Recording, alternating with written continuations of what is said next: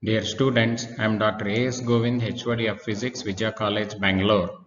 This is the Molecular Physics Part 4 lecture, last in the series of 4 lectures under Molecular Physics according to the Bangalore University syllabus. In this lecture, we will be discussing scattering of light and Raman effect. So we will now continue, go to the next slide. So first you have to understand the meaning of scattering. Scattering andre chediri hogodu. That means directions becoming random. So if many particles are going straight like that and something happens here, so that they will all go in random directions, that is what we call scattering. Now if this happens in case of light, that comes under scattering of light. Now what could be the different reasons for that? What are the varieties? That's what we will study one by one. So scattering is random change in the direction of incident particles or waves. We consider scattering of light. Now what are the causes? One possible cause is irregular multiple reflection. Example, soap, foam, white cloud, powdered glass, and even a white wall, chalk piece, white chalk piece, all that.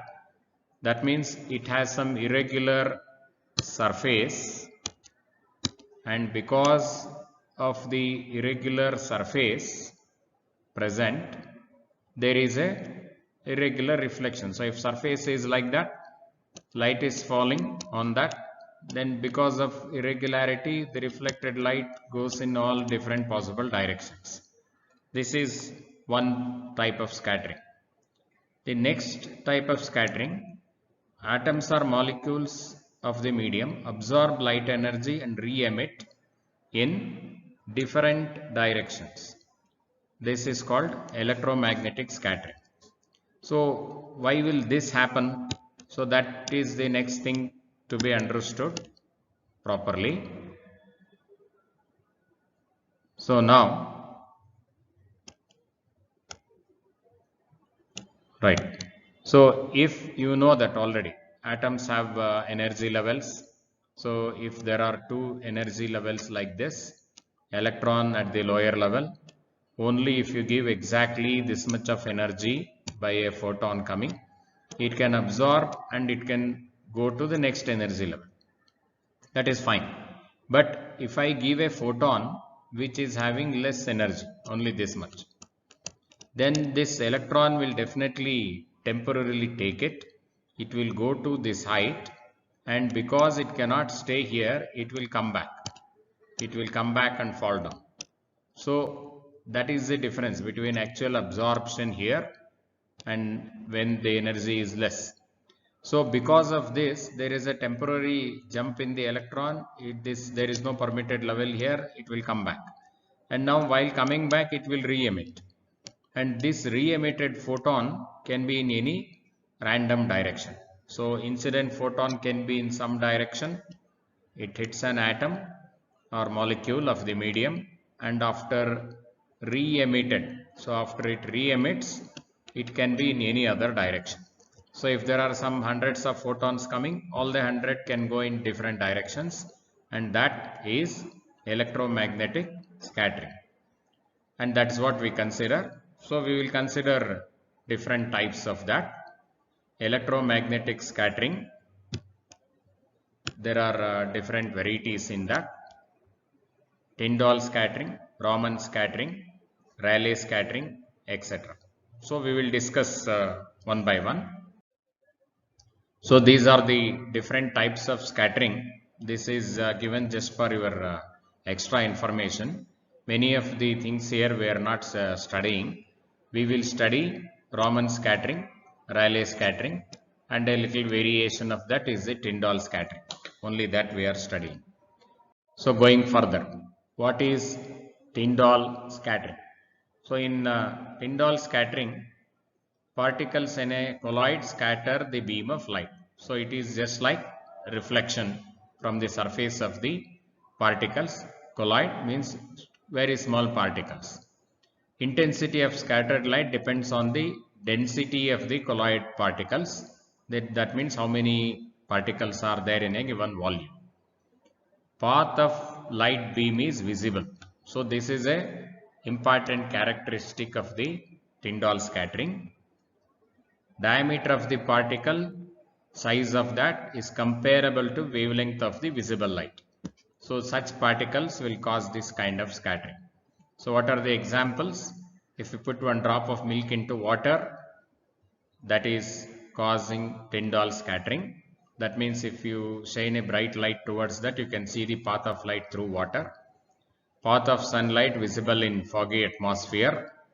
As an example, one photograph is shown here. So this kind of path of sunlight visible through the atmosphere is because of the fog, that is minute water droplets. They cause scattering. That also comes under Tyndall scattering.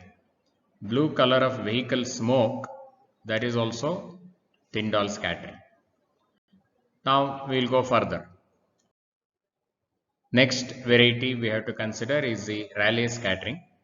So here the difference is between Tyndall and Rayleigh scattering. So in Tyndall scattering, all colors are scattered approximately same amount. But here, this kind of scattering happens when the particles are small. So notice that there the particles are approximately equal to the wavelength. Here it is less than 1/10 of the wavelength of the visible light. And there the intensity was nearly same for all colors. And here intensity is inversely proportional to lambda power 4. That means small lambda. So if lambda is less, this I becomes very large. Shorter wavelengths are scattered very much more than the longer wavelengths. So if you are having both blue and red and other colors coming, blue is very much more scattered than the red light. So this is an important thing. Shorter wavelengths are scattered more. And this comes under elastic scattering, coherent scattering. That means there is no loss of energy during scattering. Energy of the scattered photons is equal to energy of the incident photons. Only direction changes. How much is scattered, that depends on the wavelength. Shorter wavelengths are scattered more. And because the energies are same, frequencies are also same. That means there is no change of color during scattering. All the colors present, they are scattered but not equally. So this results in blue sky and reddish sun at sunset and sunrise. So we will come to that as the next thing. Blue color of the sky. This is one of the standard examples of Rayleigh scattering. Shorter wavelengths are scattered more. That we have already just now seen that. Now, when we observe light scattered from air towards the earth at large angle, that means you are looking at the sky above your head, and the position of the sun is at a different point. So position of the sun is at the horizon, but you are looking at the some other angle, large angle, with respect to the direction of sunlight. So if you are looking at the large angle with respect to the direction of sunlight, so that is what happens in this case. So let us say, if you consider this as the surface of the earth, sun is somewhere here, sunlight is coming this way, you are looking at this part of the sky. So that is the diagram shown here. And from the light that is coming, because it has all colors, the red color is scattered less. That means the red light, most of it goes straight, only little bit is scattered.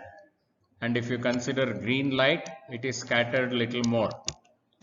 But this blue light is scattered lot, and that is why it reaches the observer. So when you look at this part of the sky, the sunlight going there, only blue will reach the observer, and that's why all this portion of the sky appears blue. So this is the reason for blue color of the sky. So we'll go further. Reddish suns at sunset, same thing happens at the sunrise. So here the reason is similar. Shorter wavelengths are scattered more, again Rayleigh scattering. So what happens here is the light that reaches the earth. So now notice that when the sun is overhead, it will appear normal white. We will not see red.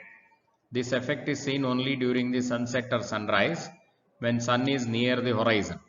So notice that when it is overhead, light passes only through a short distance through the atmosphere. But when it is near the horizon, light passes a long distance. So as the light comes here, this blue light is scattered a lot, and green is also scattered, and finally the red, that is very little scattered, that will reach the observer. And therefore when you look at the sun, only red light from the sun is reaching the person. So that is the reason. Sunlight that reaches the earth, more of longer wavelengths, that is red end of the spectrum, that is what reaches.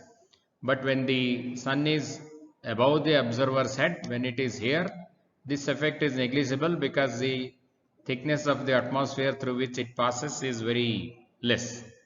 So at sunrise or sunset, this is more prominent because rays travel much longer distance through air. That is easily visible in the diagram. Thus, sun and the moon, when rising or setting, have a reddish hue or reddish tinge.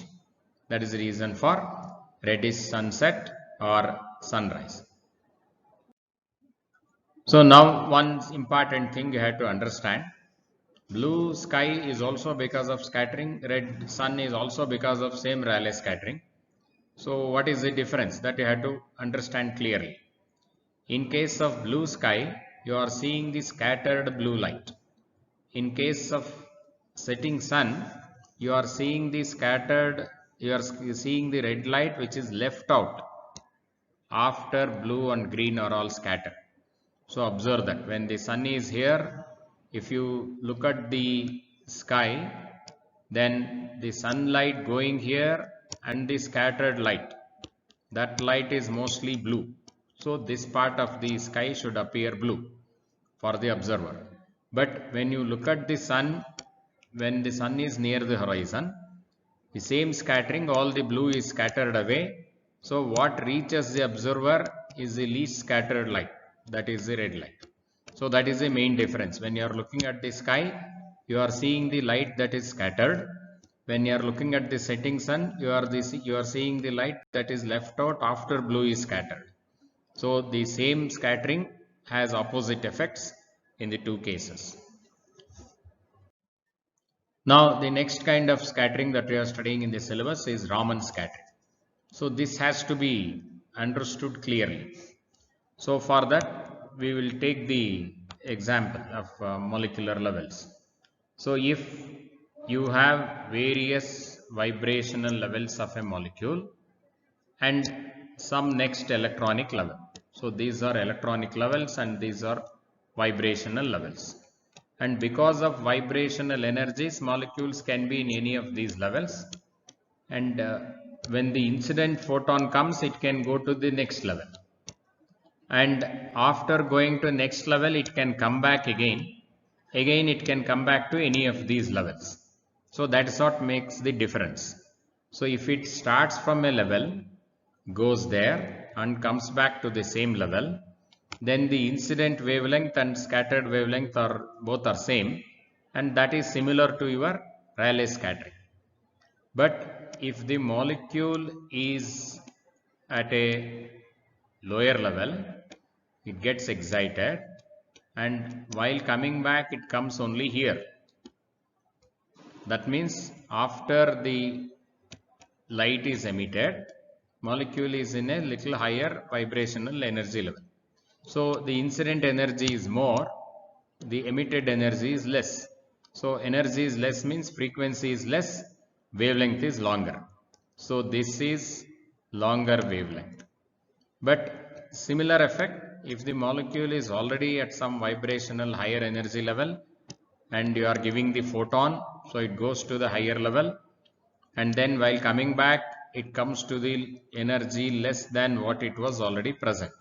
So now you see the energy emitted is larger. That means frequency is larger. That means wavelength is shorter.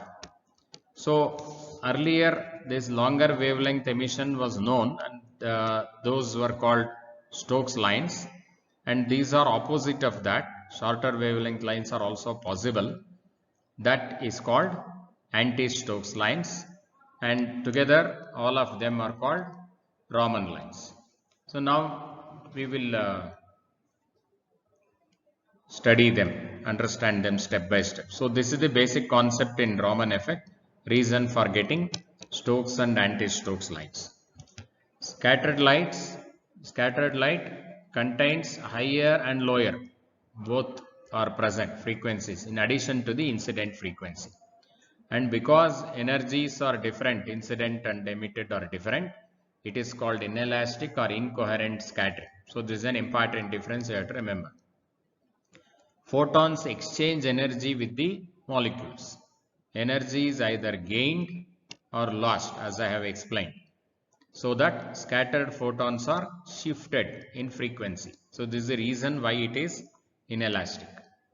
The unmodified line is called Rayleigh line, and the other lines, lower frequencies or longer wavelength lines, are called Stokes lines, and higher frequency shorter wavelength lines are called anti-Stokes lines. So notice that going to the right, wavelength increasing, that means going to the left, frequency is increasing. So now we will consider the experimental study of Raman effect. So these are the important things that you have to explain in the apparatus. The Raman tube. So first you have to practice writing the diagram properly. So there is a tube, cylindrical tube AB, in which some very pure transparent liquid is filled. If you want to study scattering by water, you have to fill water. If you want to study scattering by benzene, you have to fill pure benzene, like that. And W is the window, transparent window through which you are studying the scattered light, observing the scattered light.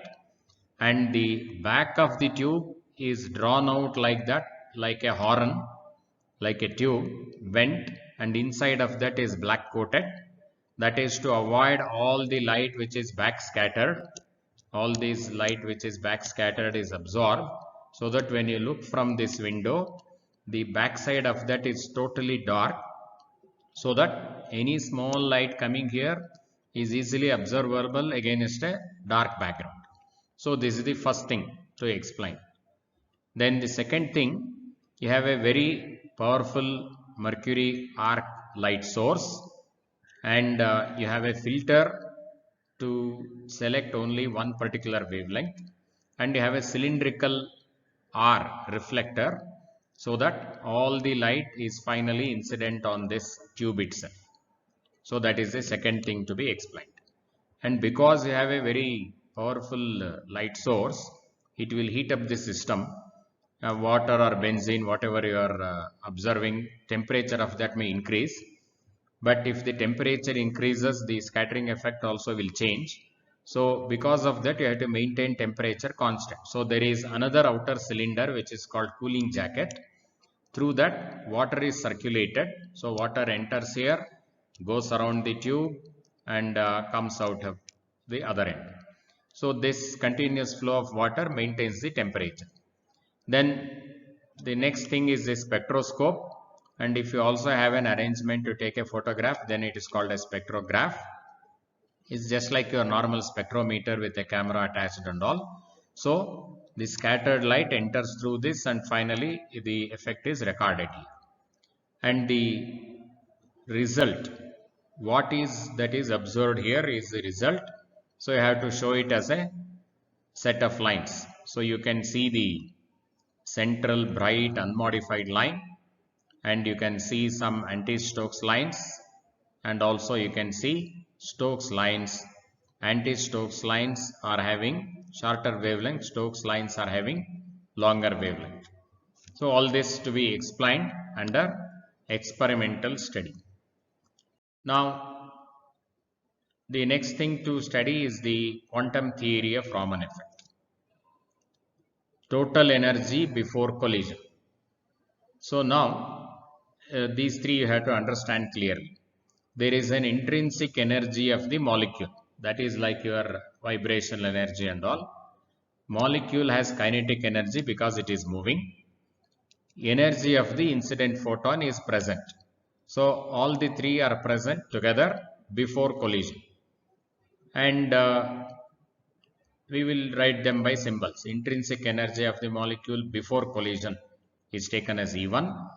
Half mv square is kinetic energy. H nu is the photon, incident photon energy. Then total energy after collision, E2, because molecule may go to a different vibrational level after the process is over. So that is why we take it as E2. And half mv dash square if the velocity changes, and h nu dash. Nu dash is the frequency of the scattered photon, which may be different. So here you know that average velocity of the molecule depends on temperature.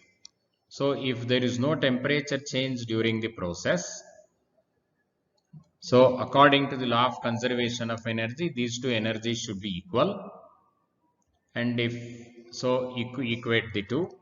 And if there is no temperature change, these two should be equal. So we will cancel them, and you are left with E1 plus h nu and E2 plus h nu dash.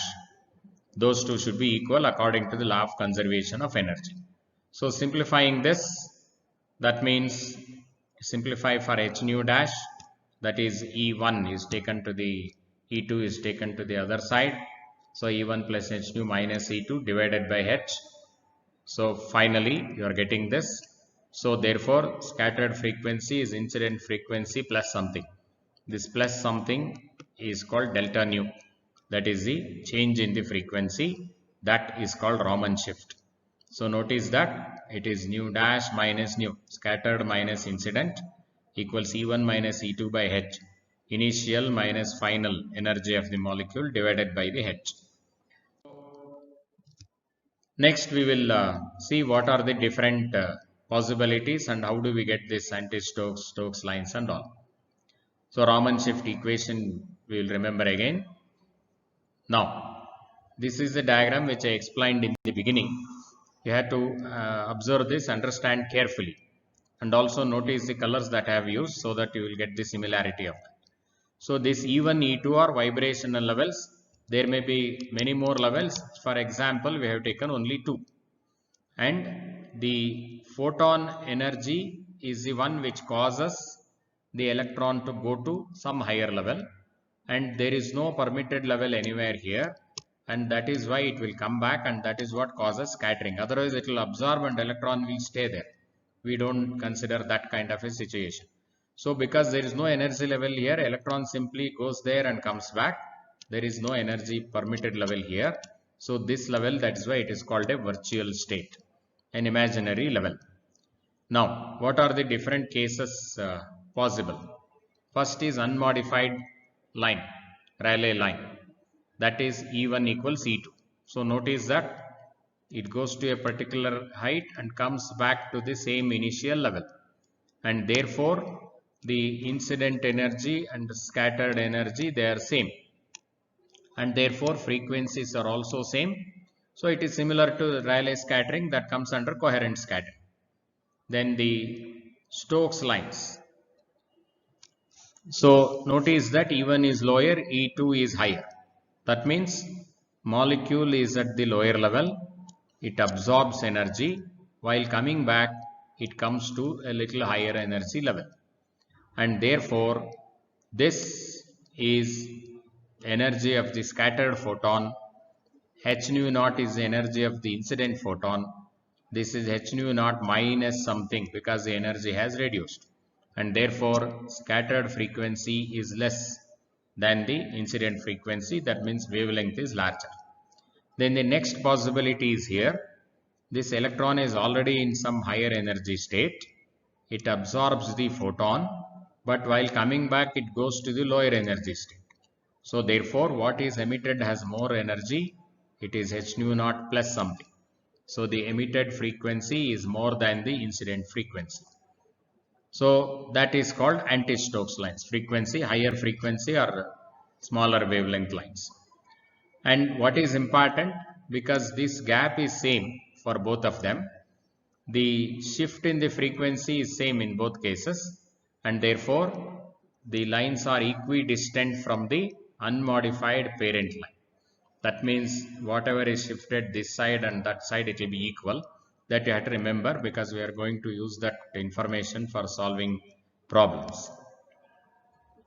So this is the detailed complete diagram of the result.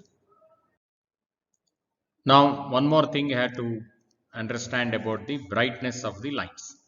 See, normally in any system you will not have large number of energy levels occupied.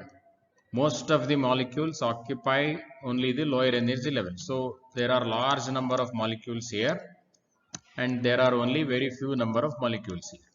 So if you give some 100 photons incident on that, most of them are taken by these. So that results in this line. But because the number of molecules are less here, this happening is having a less chance. So therefore, Stokes scattering happens more number of times, anti-Stokes scattering happens less number of times. So therefore, if you observe the spectrum, these Stokes lines are brighter and these anti-Stokes lines are dim. That is the first thing to understand. What is the reason for that? Because the lower energy level is more occupied than the higher energy level at any given temperature. Now if you heat the sample, more number of molecules will go to higher energy level. Even now lower is more occupied, but if this is only 3 or 4, that may become 10, this may be still 100. So therefore now this happens little more, this happens little less. So the brightness of this will slightly decrease, brightness of this should slightly increase. Stokes lines will decrease in brightness, anti-Stokes lines will increase in the brightness. When will that happen? When the temperature is increased. So that is an additional information which you have to remember. Now what are the applications of Raman effect? So here you are not having lot of detailed explanations. You have to just remember to mention these applications, because the information is obtained about the molecular levels, vibrational levels and all. We'll get lot of information about the molecular structures. So we'll get chemical constitution, valency bonds, presence or absence of specific linkages in a molecule, because this will alter the energy levels. For example, if you have methane CH4, one H is replaced by chlorine CH3Cl, that is methyl chloride. Energy levels of that will be different, so spectrum will change. So if you compare the spectra, you can say one hydrogen is replaced by chlorine. If you replace with some fluorine, you will get a different effect. So all those informations you can get. So you can also identify impurities of certain types, and you can fix the structure of some molecules, study of transition from different states, study of rotational vibrational energy levels. That is the most important thing.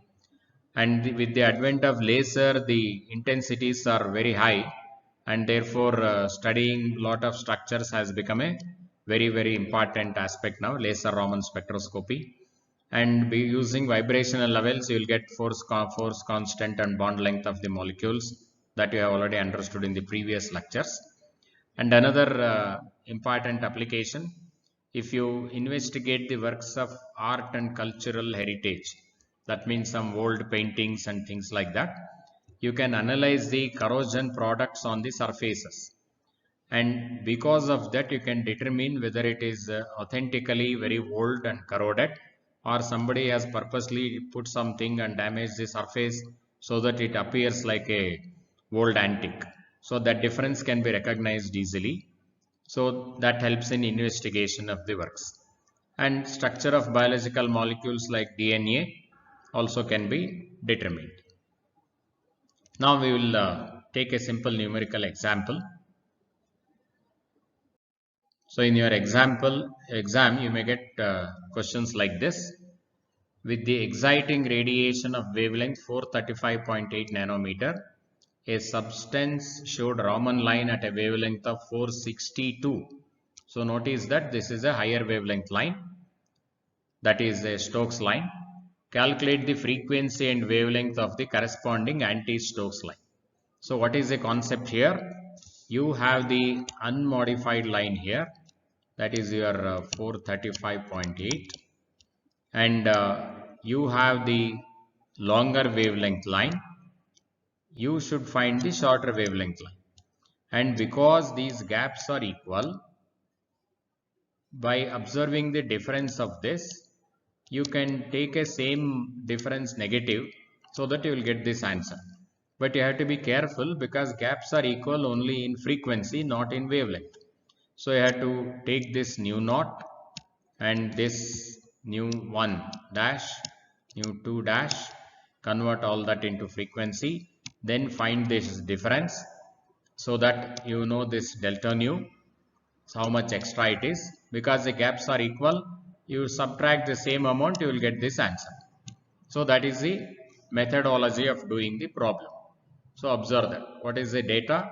You have incident wavelength in nanometer, scattered wavelength. You have to find frequency and wavelength of anti-Stokes lines. What is given is a Stokes line. So what is the method? First convert both of them to frequency using C equals nu lambda. Velocity is frequency into wavelength. Then find delta nu. This gives the Raman shift as I explained here. So anti-Stokes line has the same shift on the other side. So therefore subtract that, you will get the anti-Stokes line frequency and then convert it to wavelength. So we will see that step by step. Frequency of the radiation, frequency is C by lambda. So C is 3 10 power 8, lambda is given. You will get this answer. This is your nu naught, frequency of the incident radiation. Then frequency of the scattered radiation, similarly wavelength is given, convert it to frequency. So you will get nu dash. That is this, this frequency is lower. So then for Stokes line, frequency is less.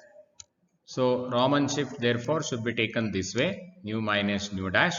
So subtract the two values, you will get this. So this is your delta nu. Now you should have similar shift on the other side.